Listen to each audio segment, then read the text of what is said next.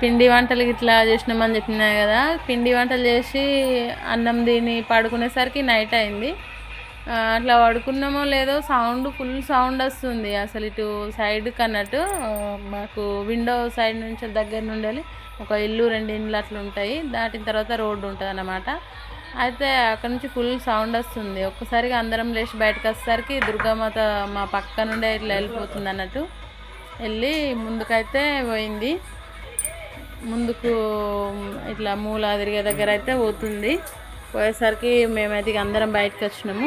పిల్లలు కూడా లేచిర్రు, పడుకున్న వాళ్ళు లేచి వచ్చి అందరం అయితే చూసినాము. మంచిగా అనిపించింది. మా దగ్గర నుండే పోయేసరికి చూసుకుంటున్నాము.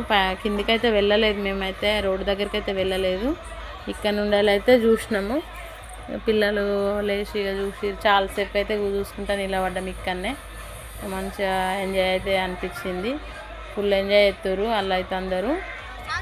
వీళ్ళంతా ఇక్కడ కాలనీ వాళ్ళు కూడా దుర్గామాత వస్తుందని నైట్ దాకా వెయిట్ చేస్తూనే ఉన్నారు. అసలు ఎవరు పడుకోలేదు.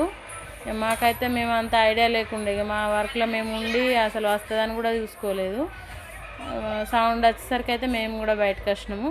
ఇక వాళ్ళైతే దేవుడు వెళ్తుండని పోయి వాటర్ పోసిర్రు, కొబ్బరికాయ ఇట్లా కొట్టిర్రు. కొన్ని ఇక అన్నీ అయితే చేసేటి అయితే ఫార్మాలిటీస్ అయితే వాళ్ళు చేస్తున్నారు.